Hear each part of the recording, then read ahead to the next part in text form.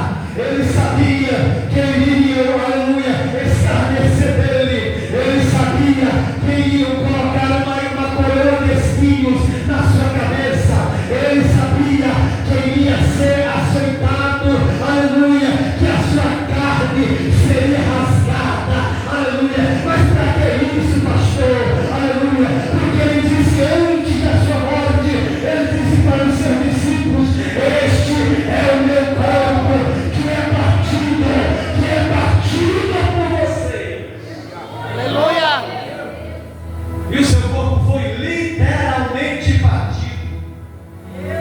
Se formos estudar a história dos flagelos e do sofrimento de Jesus, os historiadores dizem que a vítima do açoite, muitas vezes eles corriam lá agarrados ao tronco, porque não suportavam os açoites.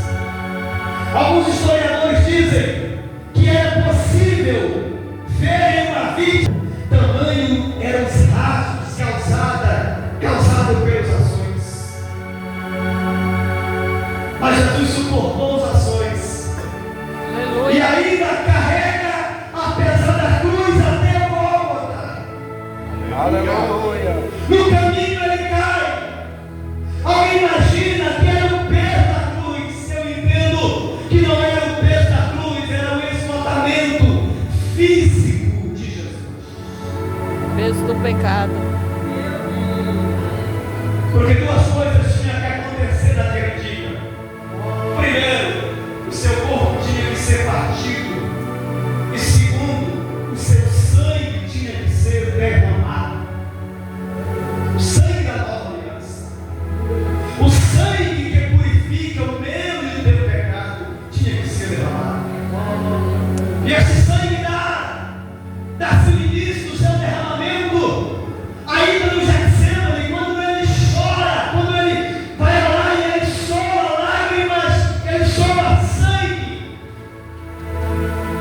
Os vasos sanguíneos, sudorantes, estouram, o sangue mistura com a água, e quando ele vai suar, ele sua sangue.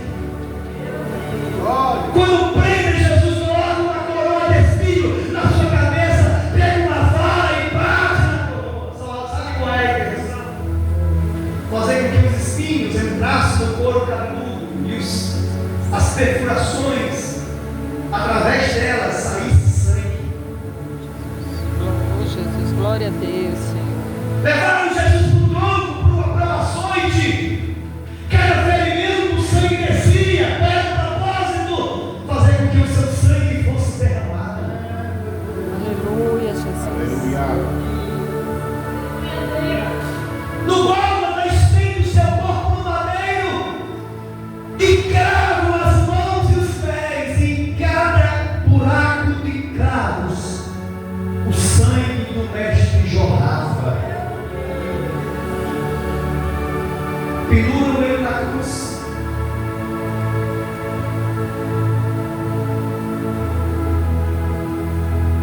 E o soldado romano vem fazer uma vista. Quando chega lá no Calvário, lá no Gólgota, os ladrões estão ainda vivos, eles quebram as pernas. Quando chega Jesus, que eles vão quebrar as pernas de Jesus, Jesus já está morto. Mas para testificar que Jesus estava morto, o soldado pega a lança, fura o seu lado direito. E quando ele fura o lado direito de Jesus, sai sangue e água. Sabe por que sai sangue e água? Sangue e água fala de nascimento, pastor João.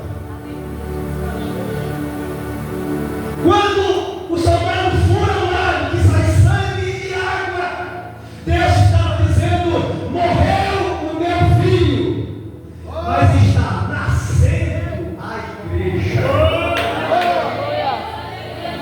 Paulo ele traz um argumento falando sobre enxertar galhos do sambo cheio na oliveira.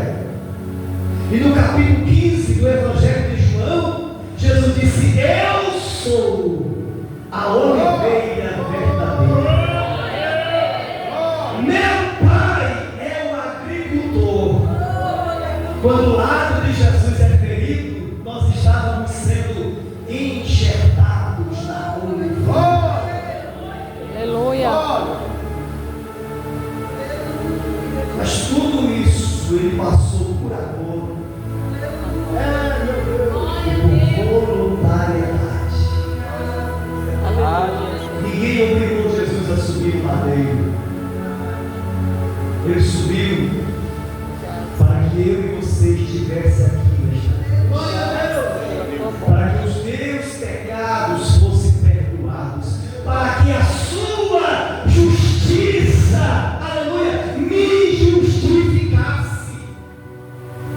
E hoje eu não sou justo pela minha justiça. Eu sou justo porque o justo justificador, que é Jesus Cristo, me justificou. Eu quero saber aqui quem recebeu essa mesma justiça. Aleluia. Quem aqui foi justificado pelo justo que justifica, pelo justo justificador? Quem aqui foi santificado pelo santo que santifica? Aleluia. E a justiça que hoje é em mim não é minha, é dele. A santidade que hoje é em mim não é minha, é dele. Louvado seja o nome do Senhor. A graça que hoje é em mim não é minha, é dele. Qualquer bondade que você olhar e ver em um crente não é dele, é a bondade de Deus que foi derramada sobre a sua vida. Aleluia. Glória a Deus. Por isso, meus irmãos, Jesus Cristo disse uma coisa muito interessante para os discípulos: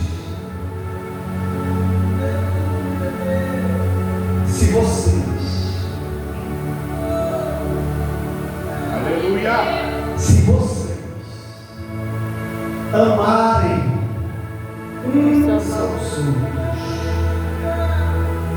verdadeiramente, sereis meus.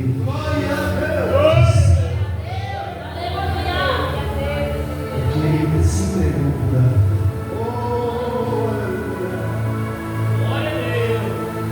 E a Bíblia diz que esse amor nos alcançou. Ele nos amou. Sabe quando que ele nos amou? Quando nós éramos inimigos dele. Aleluia. Hoje todo mundo aqui fala bem de Jesus. Hoje todo mundo aqui é Jesus e mais Jesus. Mas antes nós não éramos assim.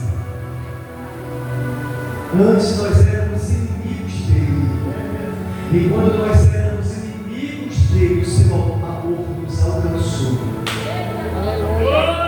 E ninguém está aqui